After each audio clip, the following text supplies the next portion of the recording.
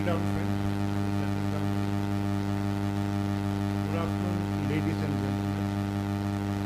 Welcome to this press conference.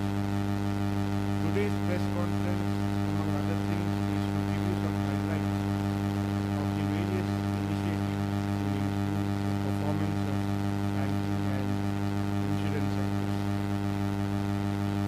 We are privileged and honored to have amongst us the Honorable Ministers of Finance, Corporate Affairs and Information and Broadcasting, Sri Arun, who will address you on the subject.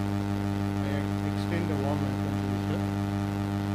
I also extend a warm welcome to Honorable Minister of State for Finance, Sri Jaitley, and Dr. Asmukadia, Finance Services Secretary, Chief Economic Advisor, Sri Arun. Friends, first, the Honorable Finance Minister will make his opening remarks. Thereafter, there will be a brief presentation on the subject. Then the forum is open for questions and answers.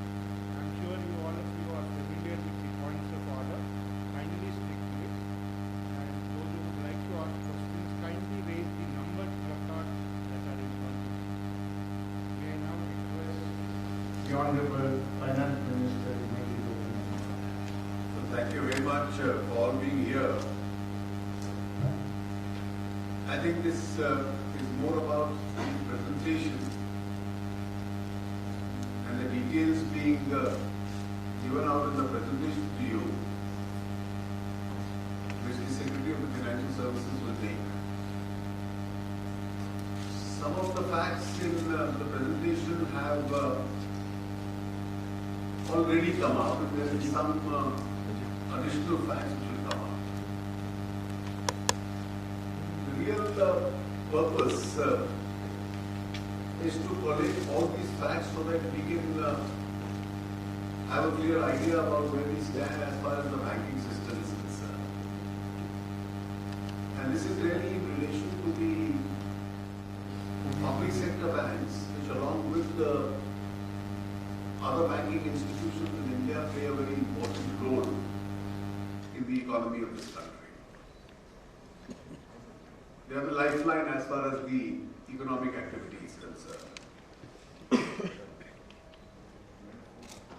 In the last few years, I may say, they faced a challenging situation. It was partly on account of the slowdown in some sectors, and their problems could also be related to those sectors itself. The government has been from time to time reviewing the health of these banking institutions. Even though challenging situation did exist, there is no cause for panic at all. The either cause for panic or for alarm doesn't exist. The nature of the problem is such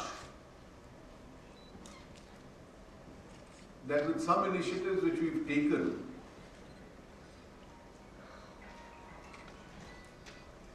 it has partly been fixed and is capable of being fixed. It's true that for some time it went unattended. Now, ever since the present government took over, our policy was that commercial decisions must be really taken on commercial considerations. And the level of political interference in the functioning of the banks has to be minimized. The detailed presentation made by the chairpersons of various banks and by the banking industry as a whole, and this is a view shared by all, including the central bank, including the government, that it was sectors such as steel, power, highways, discoms, to a lesser extent sugar, which were predominantly responsible for this stress. And therefore, to resolve this whole issue and find a solution to this, you need to deal with banks as an institution, you also need to deal with each of these sectors. There is a positive movement as far as the highway sector is concerned. And the large amount of public investment going into that sector has got the sector moving. And therefore that is now being reflected in the erstwhile stressed assets as far as the highway sector was concerned. We have in the last few months taken some steps with regard to the steel sector. But the problems with regard to the steel sector are really on account of external factors. And therefore the stress, the steps being taken also relate to that. For sugar, one package has been announced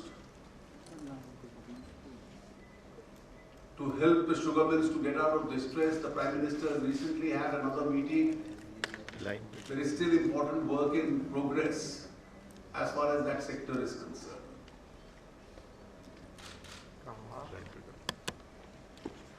We are continuously monitoring the situation as far as private sector power companies are concerned,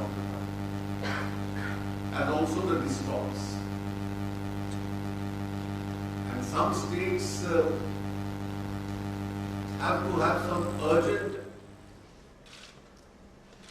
reform measures as far as their discoms are concerned. We are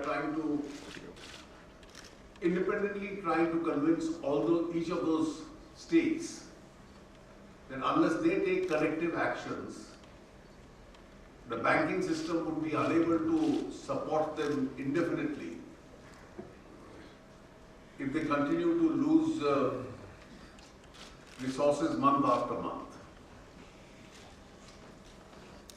We will also be today explaining to you a new policy where each bank would be monitored now on basis of key performance indicators. In the presentation to be made to you, a detailed explanation will be given.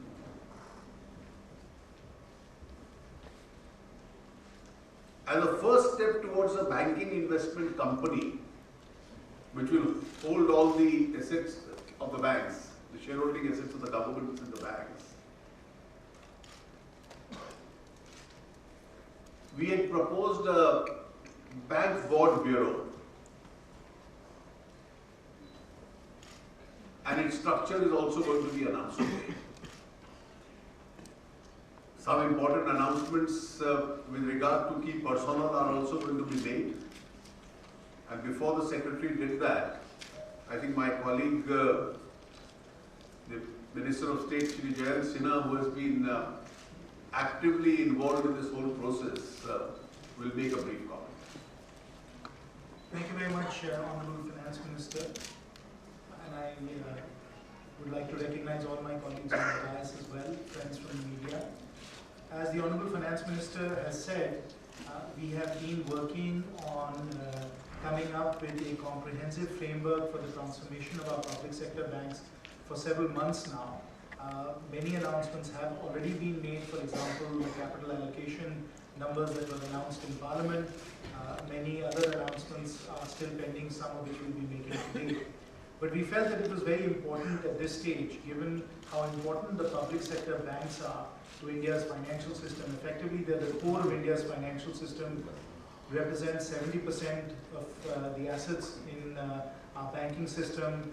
They are the dominant financiers for the building out of our infrastructure, and they have played such an outstanding role as far as financial inclusion is concerned, particularly with respect to the Jan Dhan Yojana, that it was very important for us to be able to put the resources and the support in the hands of these public sector banks so that they are competitively positioned and they are ready for the future.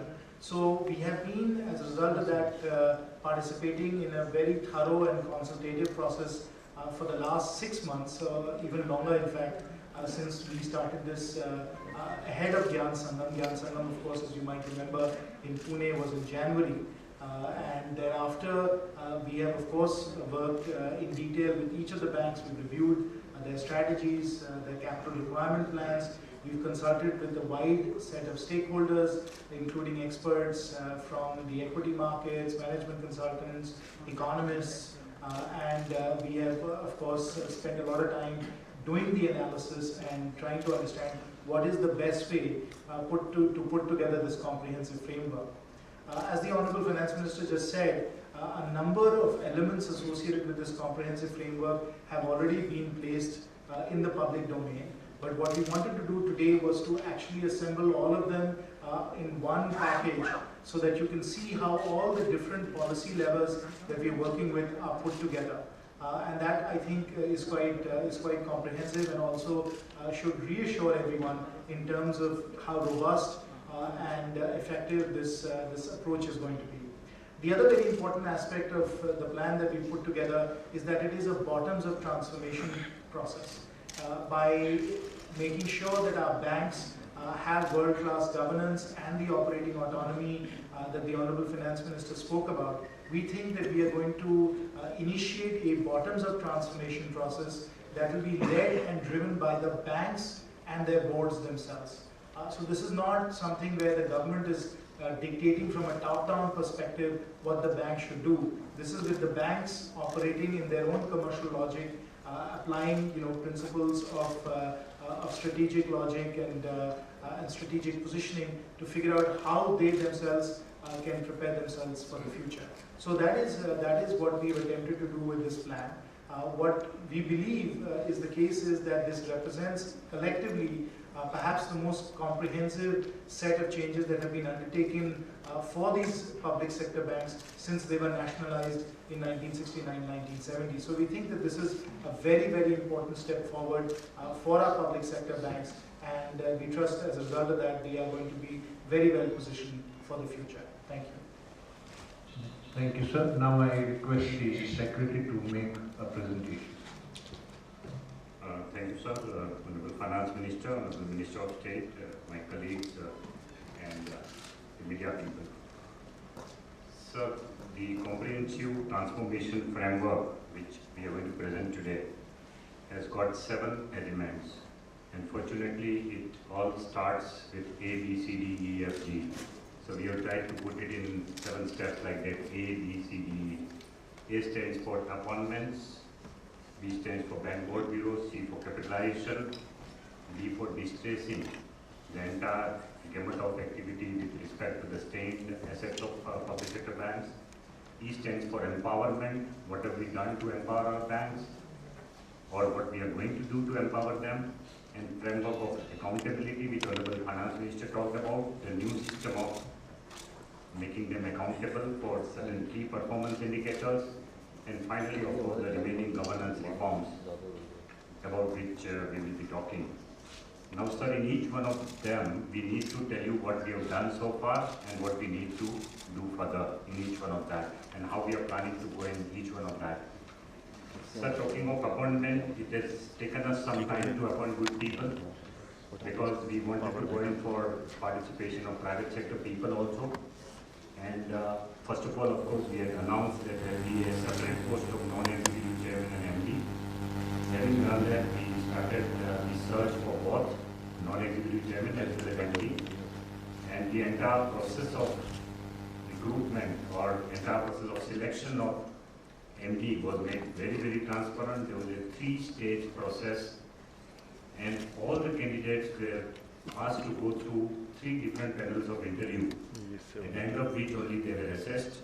Finally, the proposals were sent to the appointment committee of cabinet, and we are very happy to announce that we have appointed 5 key personnels, the MD and CEO, in Bank of Baroda today, Bank of India, Canara Bank, IDBI Bank, and Punjab National Bank. What we will be doing is that we would be giving you a biodata of each one of them in the press folder that we are going to give you at the end of it. So you will have a complete biodata of these people. Now, what is significant here is that out of these 5 candidates, 2 are from the private sector. And so the wait for a longer period has been worth it. We have been able to spot 2 very good candidates from private sector also in this appointment. And that one person is Mr. Jaikumar of Bank of Baroda, who is now MD and CEO of VBHC, Value Homes Private Limited. He is an ex-Citibank person. And then second person is Mr. Rakesh Sharma, who is going to Canara Bank. He is MD and CEO of the Lakshmi Vilas Bank Limited. So that's been the announcement today, the major announcement that all these CEOs will take over as early as possible. Their appointments have been announced. Coming to the second part, the non-executive chairman also, we had done the search committee chaired by Governor RBI, and all of us were there. Finally, we have been able to at least announce the first 5 names of people who are being made the non-executive chairman on the board of Bank of Baroda, Bank of India, Canara Bank, Vijaya Bank and Indian Bank. Now these are the non-executive chairmen. They will function as non-official director also, and they will chair the board meeting of all these public sector banks. And these are also very eminent people.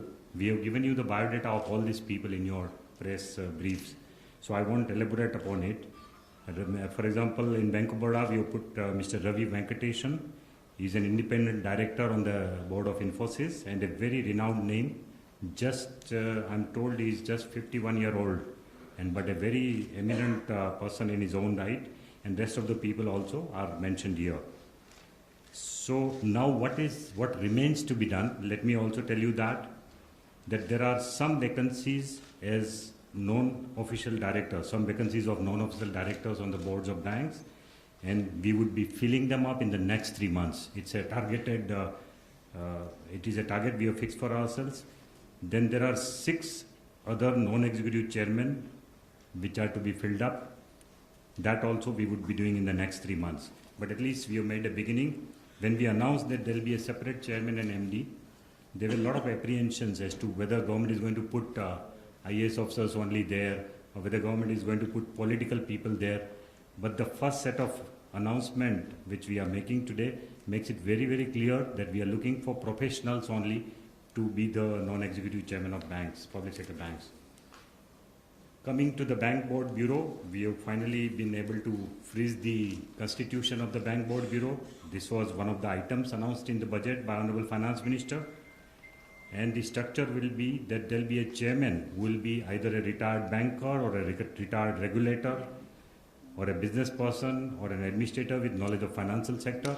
He could be from any sector. There will be 6 other members apart from chairman. 3 will be from the government and 3 will be private professionals. Among the 3 government nominees, 1 will be Secretary DFS, 1 will be Deputy Governor of Reserve Bank of India as nominated by Governor, and 1 will be Secretary of Department of Public Sector Enterprise. Out of the 3 remaining experts, 2 will be the banking experts and 1 will be expert in any other field. He could be a management expert or a legal expert or any other expert. And the selection of the members of the Bank Board Bureau would be done by a committee again chaired by Governor RBI, and as per the SEC procedure, they would be selected. We hope to now select the members of the BBB and the chairman also, and the entire process would be finished well in time before 1st of April 2016, because that is when we want the Bank Board Bureau to start functioning. What will be the functions of Bank Board Bureau? Primarily, it will have 2 functions. One is the BBB will replace the existing appointments board, which functions as a search committee for full-time managing directors and full-time directors of public sector bank. And it also will be functioning as a search committee for the non-executive chairman of public sector bank. Apart from that, the Bank Board Bureau will be like a link between the government and the banks. And the Bureau will be constantly engaging themselves with the chairman and managing director of various boards to evolve the various strategies for them and to sort of have consultation with various banks as to how they could evolve their strategies and work together. So that will be the second function of Bank Board Bureau, advisory services on strategies of banks. So one is the appointment function, the search committee function, the Bank Board Bureau will do, and the second will be the advisory services. Next, coming to the capitalization, we already announced earlier as Honorable Finance Minister had kindly agreed to give a larger sum in the supplementary demand. Apart from 8,000 crore approximately which we had in the budget this year, 12,000 crore has already been provided in the first supplementary. 5,000 crore Honorable FM has agreed to provide in the next supplementary. So this year we will be giving 25,000 crore of capital to banks. And our estimate for capital, as we had earlier said, was that even if we have to have a safe buffer over the Basel III norms, and presuming that there will be a credit growth rate of 12% this year and 1% increasing every year in the next 3 years, then also the requirement of capital for public sector bank would be approximately 1,80,000 crore, out of which 70,000 crore promise Honorable FM has already made. This year we will be giving 25,000 crore, next year 25,000 crore, and the subsequent 2 years 10,000 crore each. The remaining part of the capital, we hope that with this kind of revamping happening of public sector banks and this kind of a consolidated plan being made for them, they would be easily able to raise this from the market. We had done some rough calculation even 10 days ago when the banks' PSB stocks were not so high, that even at that valuation, they would have been able to collect at least 80,000 crore from the market by reducing the government's stake to 52%. But now with all these efforts being made and all of this capital, we don't need it tomorrow. Over the period of next 1 or 2 years, as and when they require the capital, now they will be enabled to go to the market and they will be able to easily fetch the remaining capital that they need for their survival and even for their growth. Now, as we had announced, there are 3 tranches to the capital to be given this year: tranche 1, tranche 2, tranche 3. Tranche 1, the 40% amount, that is about 10,000 crore, was to be given, as we had announced, to those banks where we wanted them to have at least minimum common equity of 7.5% by FY 2016. The second tranche was to be given to 6 large banks, including SBI plus 5 other large banks, where they need more capital in order to meet with the credit requirement of the economy. And that's why we wanted to make them stronger. And tranche 3, 20%, that is 5,000 crore, is to be given to those banks who meet with certain performance indicators up to December 2015. And they would be given this last tranche only in the month of March. Today, we have done the calculations for the first and the second tranche, and the total of 20,000 crore, total amount of 20,000 crore is being released to banks as like this. The State Bank of India is getting 5,531, Bank of India 2,455, IDBI Bank 2,229, Bank of Baroda 1,786 crore, Punjab National Bank 1,732 crore, Canara Bank 947, Indian Overseas Bank 2,009 crore, United Bank of India 1,080 crore, Corporation Bank 857 crore, Andhra Bank 378 crore, Bank of Maharashtra 394 crore, Allahabad Bank 283 crore, and Dena Bank 407 crore. So total of 20,000 crores allocation bank-wise has already been worked out, and it is being released very soon. So this is what we just wanted to tell you. Now what is yet to be done is the allocation for the remaining 5,000 crore, which will come in the last quarter of this year after we see the result of all the banks in the first 9 months, how they have done vis-a-vis our KPI, key performance indicators. But there we would take care to see to it that the remaining 8 banks, which are already adequately capitalized, and that's why they did not get any capital in this tranche, those remaining 8 banks which are otherwise adequately capitalized, but they did not get it under tranche 1 or tranche 2, they would also be accommodated under the performance grant, subject to certain indicators of performance being met with by them.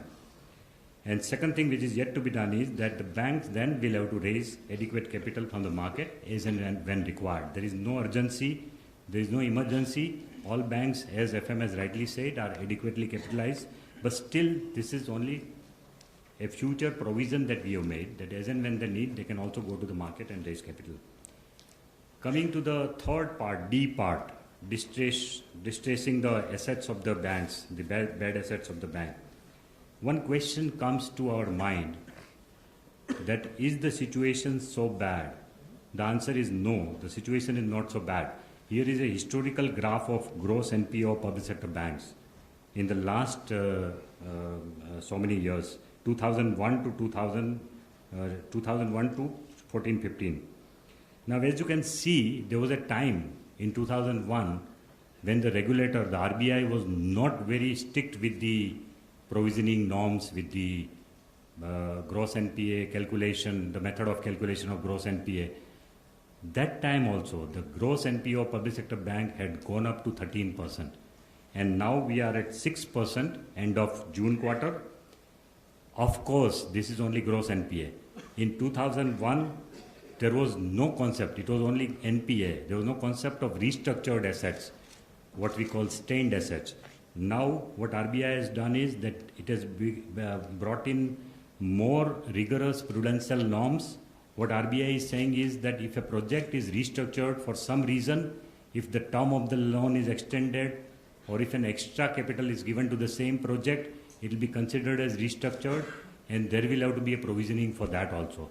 Now, that restructured block of assets is about 8% now in case of public sector bank. So we have today the total stressed assets, what we call is 8% of standard restructured assets, as we call them, and 6% of gross NPA, so total of about 14%. Now, we have to just keep it in mind, but all the restructured assets are not gross NPA. Please remember, they have been restructured because of certain historical legacy factors such as delay in land acquisition, not getting fuel because of cancellation of coal mines, or for whatever reasons. They have been given the extension of time, and that's why they are called restructured. So we don't need to worry too much about that. Coming to what we have done so far about the stressed assets, Honorable Finance Minister, after the meeting of the MDs of the public sector banks recently, on June 12th, in a media interaction, he had told us that we would be setting up a cell in the Department of Financial Services to specially monitor each and every project which is stressed. We have done it as per his instruction, and a lot of review meetings have taken place on sectors as well as on individual projects. There have been meetings at the level of Principal Secretary to Prime Minister. There have been meetings at the level of Honorable Finance Minister. There have been meetings at the level of Honorable Power Minister, and a lot of other meetings have taken place at my level also. And we have been able to pinpoint what are the pain points of all these stress projects and what each ministry needs to do in respect of helping them, and what the promoters have to do, what the banks have to do, and what does the regulator need to also do. So we have sort of pinpointed those specific measures, and we have written to the concerned ministries, and we are following it up with that. And some of the actions which you have seen recently have come out of this kind of measures.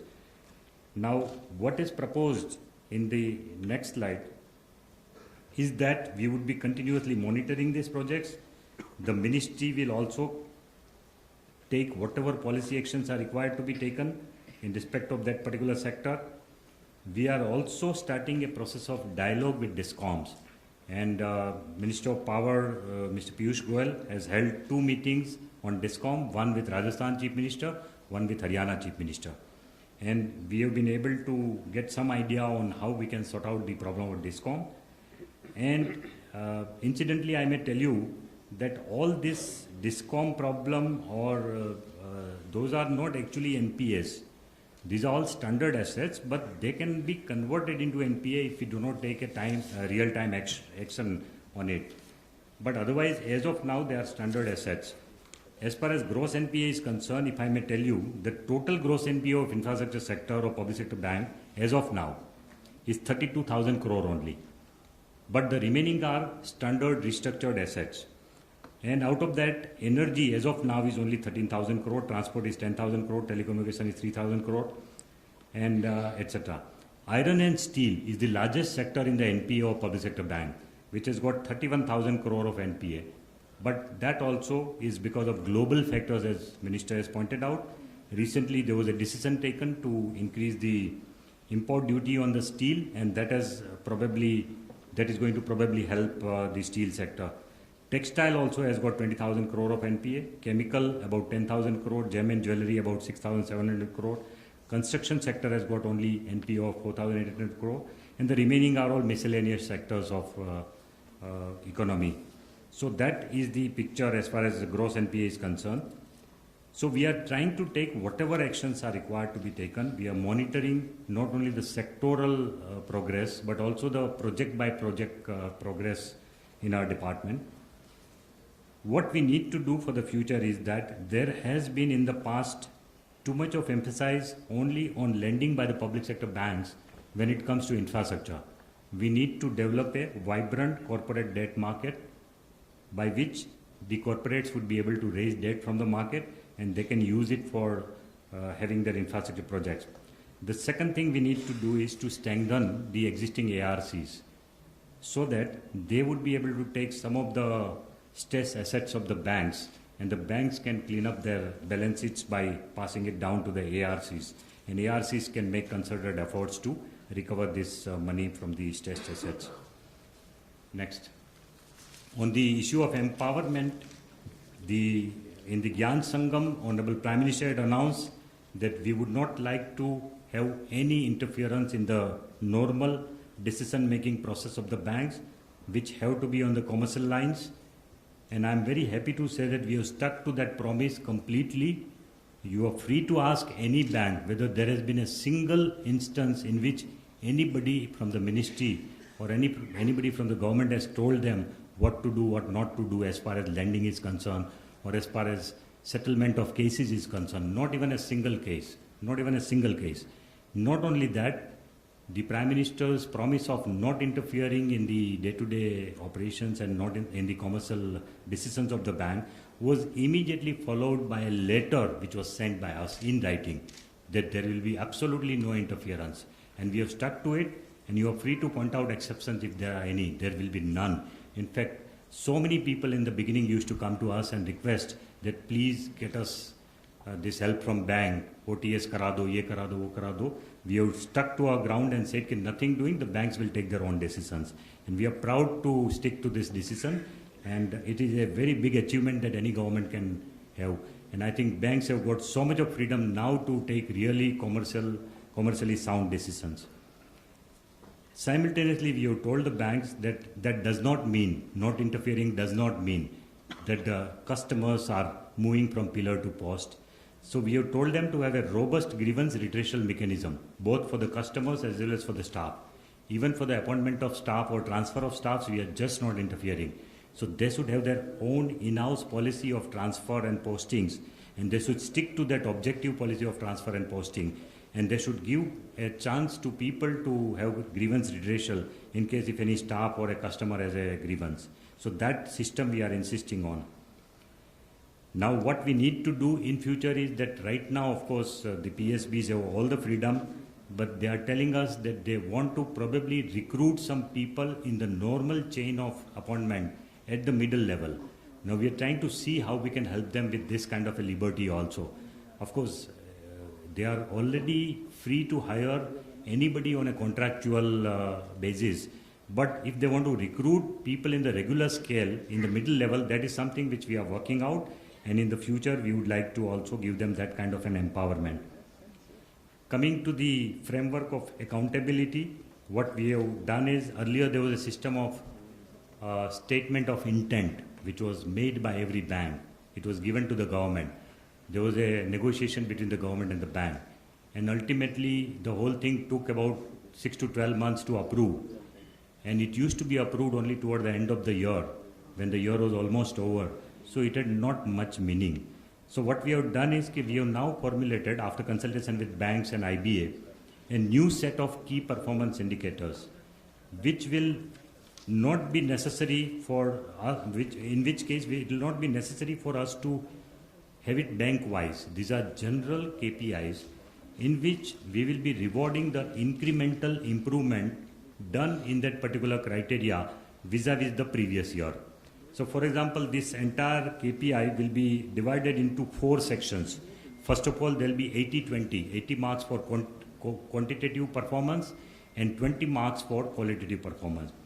In the 80 marks, there are 4 sections.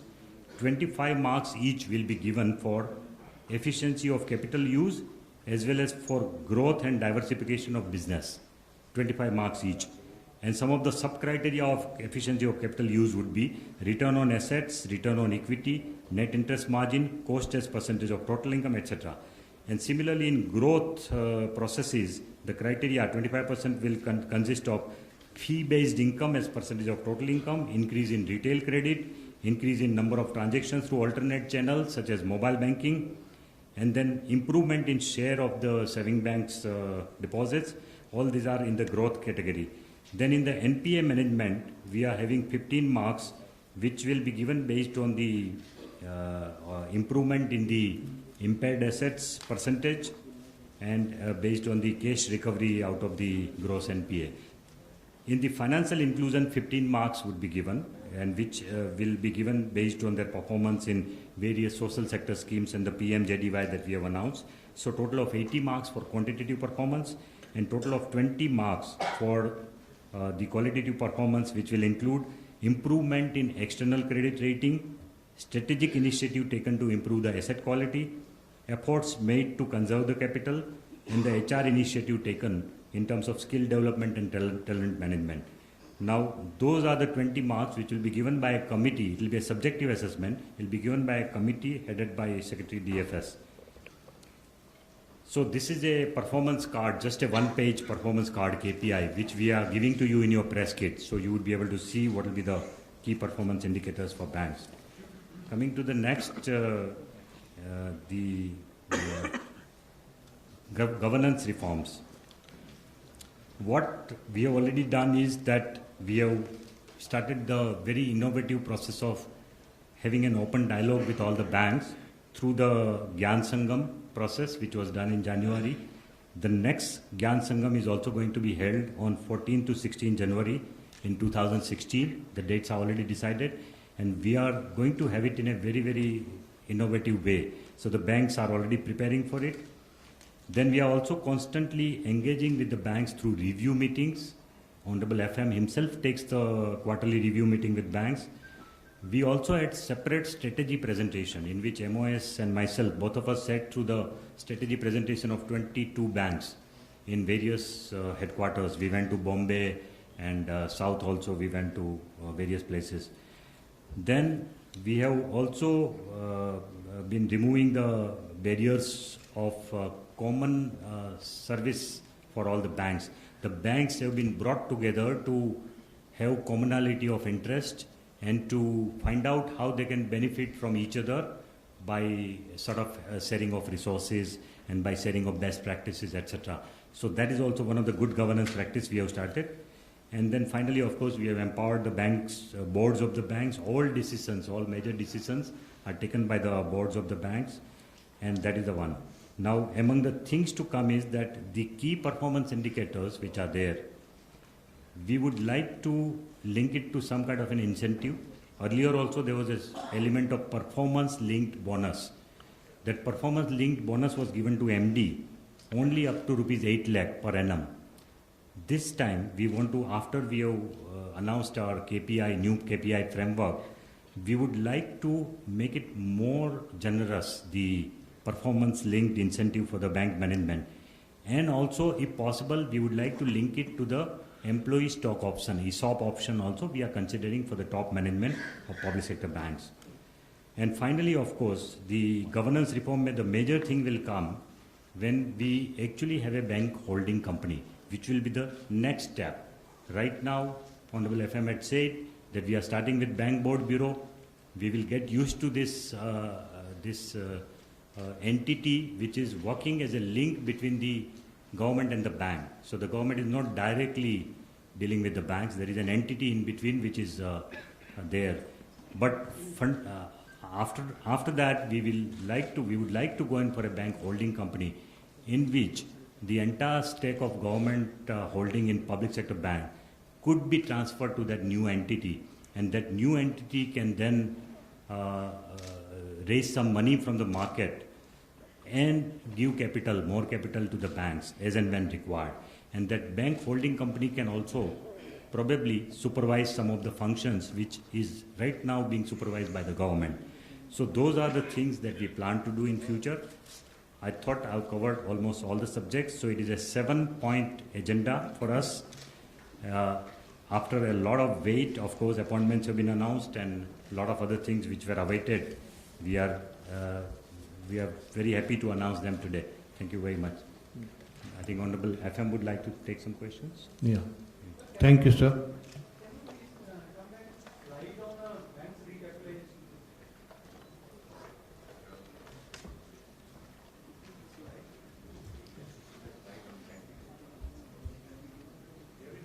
You will be Part getting of your kit. So all the banks which are getting in the first and the second tranche is already a part of your kit. So we'll now take a few questions. Yeah. Let's start with 181. Rupa. So congratulations on the very comprehensive plan that you've put out. I have two questions. First, to begin with, you've said that this 20,000 crores will be released very soon. How soon can we expect that? That is my first question. The second question is on your last slide, you've said that you will also announce strategic initiatives such as consolidation. How soon can we hear, and what are the kind of banks where you're looking at consolidation? First question is that as soon as means within a month, we'll be giving it to them. Yeah, on the consolidation question, as I said in my opening remarks, the idea is that this is a comprehensive framework for bottoms-up transformation.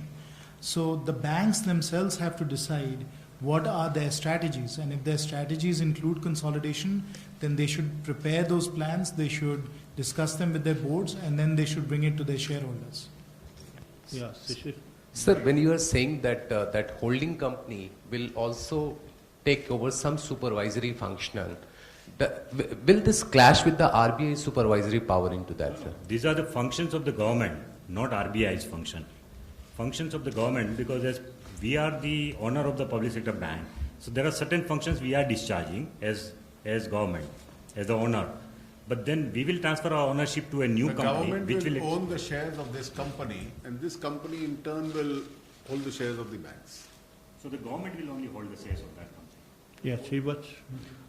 So, is there a timeline that you're looking at as to when this bank holding company will take off? Not really. To bind yourself immediately, we'll have to see how the sector is now proceeding, and there are a lot of reforms which will have to take place before that. Yeah, But it won't be very long. Yeah, in addition to that, of course, the first step is to put the bank bureau in place. We've already announced a very specific timeline for that, which is the bank bureau will be operational from April 1, 2016. We have to see how the bank bureau performs, and the bank bureau will be performing some of the functions that any owner does perform, not the regulator's responsibilities, but the owner's responsibility, which is to think through appointments and succession planning, to look at issues of strategy and capital, and depending on how all of that evolves and unfolds, then we will consider what the appropriate timing for the bank investment company will be. Yeah, 95. Yeah. Sir, this year you have allocated 5,000 crore out of 25,000 crore, based 5,000 is tied to performance. Over the coming years, can we expect that number as a percentage increasing, the amount tied to performance of PSBs? Yeah, again, you're speculating about the future. We have a very clear plan for this year, the 25,000 crores across the 3 tranches. We have to see how all of that works, and then depending on what might be required for the following year, we can decide how the tranches might work in year 2. Yeah. I may supplement, this 5,000 crore is not the only performance grant. The tranche 2 is also performance grant given to big banks which are well performing. So that is also a performance grant in a way. Yeah, Maua.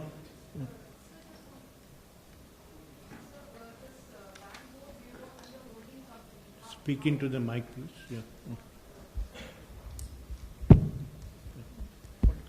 So the bank board bureau and the holding company, how will they, how will the how will they work? How are they going to be different from each other? Won't it clash with each other? You see, the bureau is the interim arrangement till the holding company comes into existence, because some of these functions will then get subsumed. Yeah. Sir, Sapna here. Sapna. Yes, thank you. So 2-3 questions, in fact, clubbed together.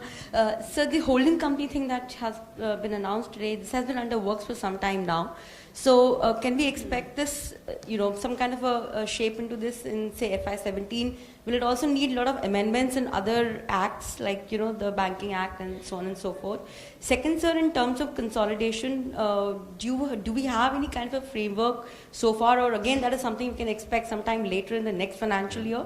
And third, sir, when you're talking of all these things, are the public sector banks completely on board in terms of, talent coming in from outside? Adya sir has indicated that even at the middle level, the government is open to, kind of bringing in talent. So, these 3 questions. And also, fourth one, sir, divestment. You were saying capitalization plan may be linked to divestment of government stake also in PSBs. But it seems in the current financial year, there's nothing on the cards as far as that is concerned, right? Because we have this huge capital infusion coming in from the government. So obviously you've asked a whole host of questions. Let me take them sequentially. Your first question was regarding the holding company and what is required to get that in place from a legislative perspective. Obviously, we will have to consider exactly how this is going to work with respect to the Bank Nationalization Act. And so all of that will be worked out once the bank bureau is in place and we start to think about what the legislative requirements are going to be. So on that, we are studying the matter, and as and when we develop some details, we'll get back to you.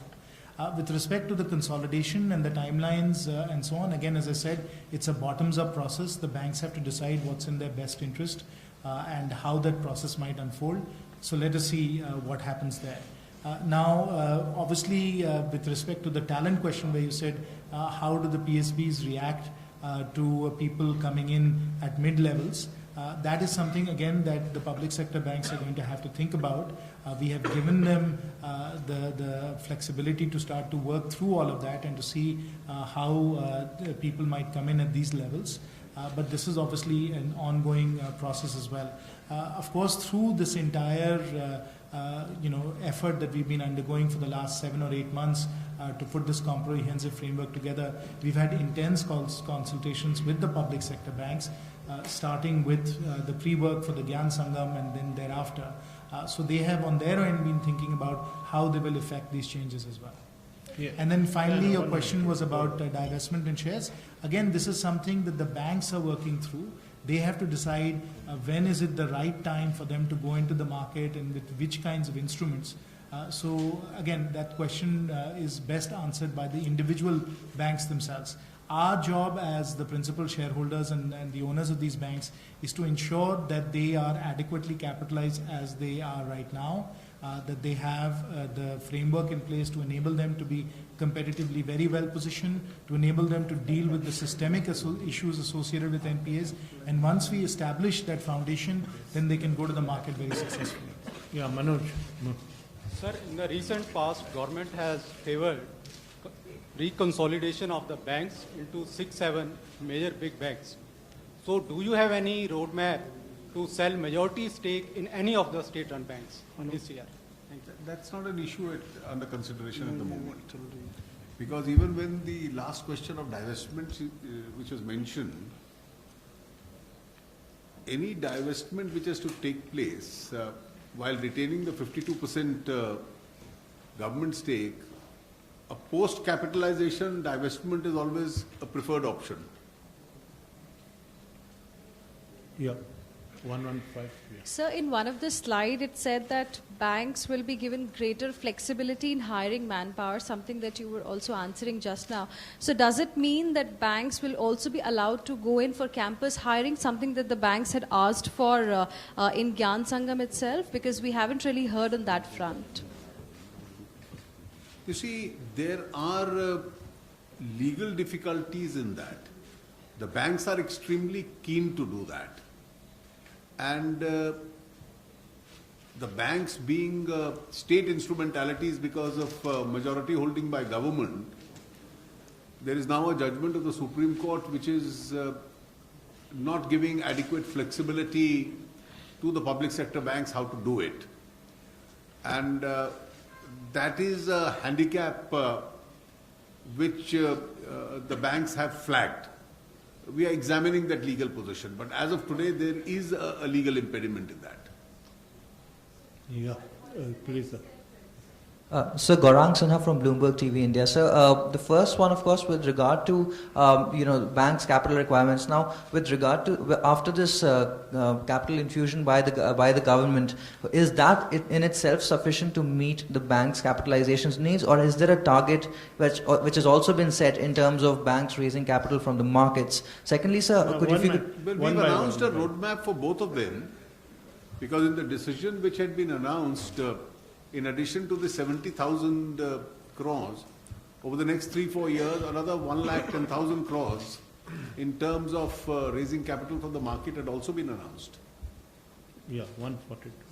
For the first time that you have appointed private sector players as heads of state-owned banks, and along with other measures, do you expect significant improvement in NPA situation? Well, this is a part of and other things. This is a part of our attempt to professionalize the management of the banks and to make sure that the best talent is made available from wherever it is available.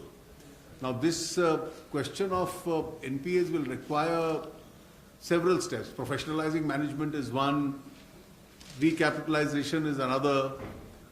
Dealing with the sectors responsible for the NPAs and distress is the third. So the government is working simultaneously on all of them. Sir, 1 minute. Lakshman.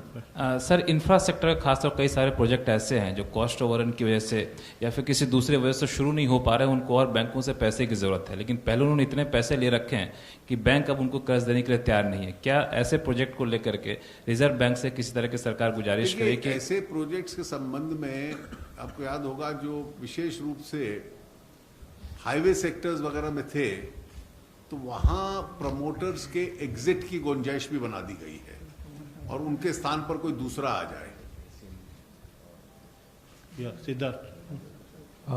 Sir, will you open the MD post in other banks, including SBI, to the private sector?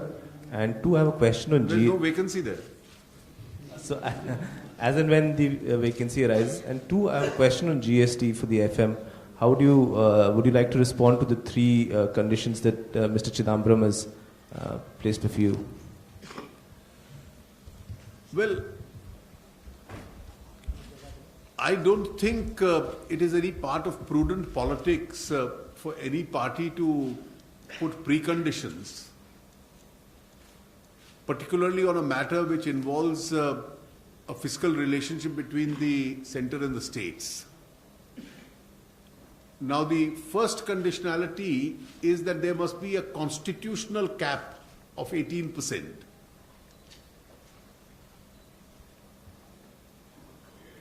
Now, neither Mr. Chidambaram's proposal,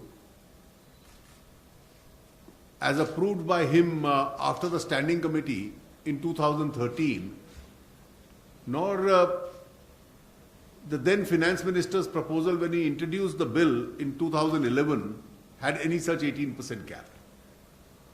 So that's clearly an afterthought. In any case, fiscal limits need flexibility depending on the economic situation. And every time you have to alter taxes given a given situation, you don't have to amend the constitution for that. Nowhere in the world does it happen. As far as the dispute redressal authority is concerned, the standing committee unanimously recommended that we must not have a dispute redressal mechanism authority. All Congress party members were privy to that report. Mr. Chidambaram accepted that report in 2013. and then accepted the formula that disputes would be resolved in the GST Council, which is 1/3 center voting powers, 2/3 states, with a 3/4 majority required for any decision. So both these two conditions are contrary to what his own stand as finance minister were. The third condition of 1%, up to 1%, it's not 1%, up to 1% additional tax, was a compromise between the center and the states. And all these three decisions are unanimous decisions of all the states, to which even the Congress party states are privy. So it's clear that these preconditions are an afterthought. Yeah, Ravinder, you wanted to ask. Yeah. Yeah.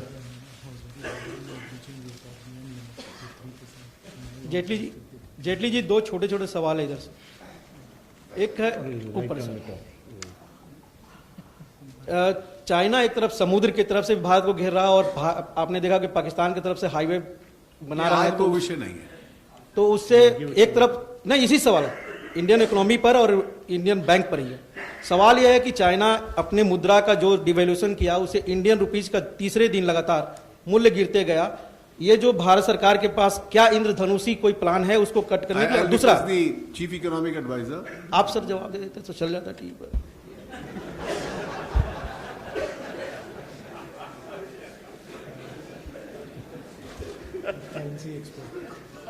Good one.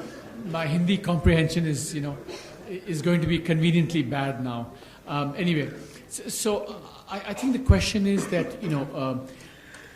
what is happening in China with respect to the currency has induced some amount of volatility in international foreign exchange markets, and we are feeling some, repercussions from that. But more broadly, I think that because our macroeconomic situation is very stable in a number of ways, we have adequate reserves. The prospects of the economy, both in an absolute and relative sense, are very bright. Therefore, this should be seen as a temporary situation, temporary adjustment, because the fundamentals of the economy are very sound. Yeah, please ask your question. Excellency, I'm from TASS, news agency of Russia, and I would like to ask you about recently established BRICS Bank. When India is going to prepare the questions for the consideration of a new development bank of BRICS, and when India is expected to get the support for first of its project? Many thanks.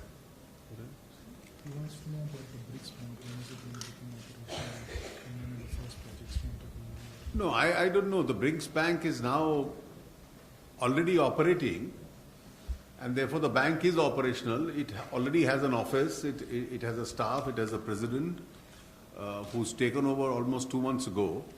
So the bank is operational. Now it's for the functioning of the bank to decide which are the projects it's going to support, and I hope that decision will come very soon. We'll take last two questions. Sir, Dipankar from PTI. As Minister said that as far as consolidation is concerned, it should come from the bank itself. So in that regard, I just wanted to understand, any proposal has come to the government as far as merger is concerned, and there were reports that there is a plan of merger of Bank of Bharatiya Mahila Bank with SBI. What is status on that? Well, there is no decision on that proposal at the moment. And sir, with regard to inflation, would you like to, it has touched a historic low, so would you like to comment on that? Well, that's a very positive sign as far as we are concerned. And obviously, just as it was indicated, along with the other important data which has come out, this speaks of the stability of the economy that we are in. The inflation is under control. The manufacturing figures, IIP figures are quite encouraging. The indirect tax revenue figures are extremely encouraging. Even if you take out the additional revenue measures, which the Chief Economic Advisor explained 2 days ago, you still have a significant growth. Both the timetable and the geographical spread of the monsoon is quite good. And therefore, across the board in various sectors, we expect a significant improvement this year. And of course, this will also have an impact later in the year on the rural purchasing power. So do you the see... Economic Advisor wants to add something. I just one point to add to what the Honourable Finance Minister said. I think the latest inflation numbers, actually CPI, WPI, along with other data like, for example, the growth in deposits into the banking system, the moderation in gold imports, tend to point towards not just a decline in inflation or a large decline in inflation, but perhaps also a big structural shift in the underlying process of inflation. And that's something that's, I think, very encouraging. Yeah, we will So take if I one could just question from ask, the Deepshika, yeah. and this is last Just one. follow up to that. CA said inflation's really coming down. Do you see a strong case for a rate cut now? Is there a justification? I'm sure we all know the relationship. Yeah. Please ask your question. Please.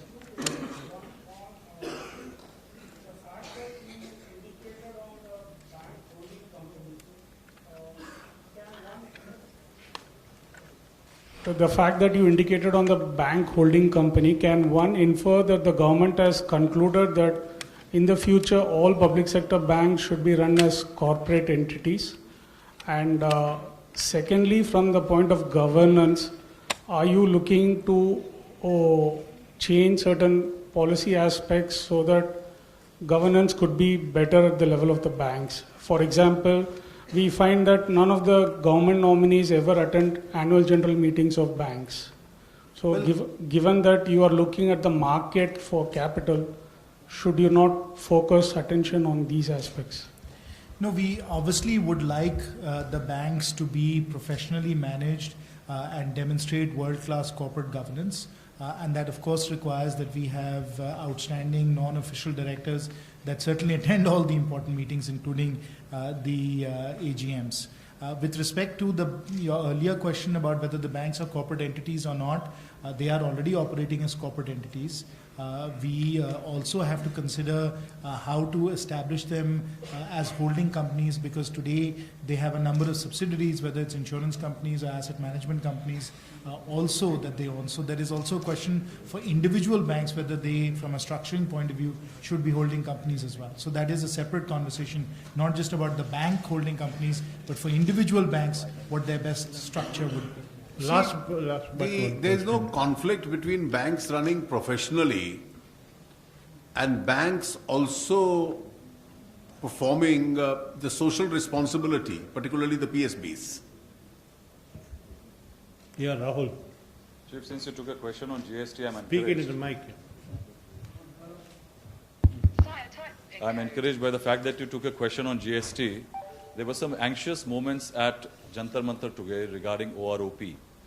Is the government close to deciding some kind of at least a roadmap? Well, the government is completely committed to the one rank, one pension principle. It's only the arithmetical translation of that principle, because several interpretations are being given, that is being worked out. And therefore, with regard to the principle being accepted and implemented, I don't think there is any issue at all. This is really the last question. Sir, this is TCA Sharadaghavan from The Hindu. The RBI governor so far has been saying that banks have so far not been passing through the interest rate cuts. So as the majority stakeholder in these banks, are you speaking to them about this? Is there any plan forward? Actually, the transmission of interest rate is always, there is a time lag between the reduction of rate. And secondly, you know, why the reason why banks are not able to pass it down is that the repo rate is only the money that banks borrow at repo rate of RBI is very minimal. Their main cost of deposit, their main cost of fund is through cost of deposit. So unless they are able to bring down their cost of deposit, which may have an adverse effect on their total savings collected from the people, they would not be able to have that kind of a liberty of passing down that rate of interest cut to the people. So that's the main reason why it is not happening. Their rates of deposits are benchmarked with some other rates, small savings rates and other rates. And that's why. So the banks don't have the luxury of passing down all that rate cut exactly in the same proportion. Thank you, Minister, sir. Thank you, friends, for making it convenient to come.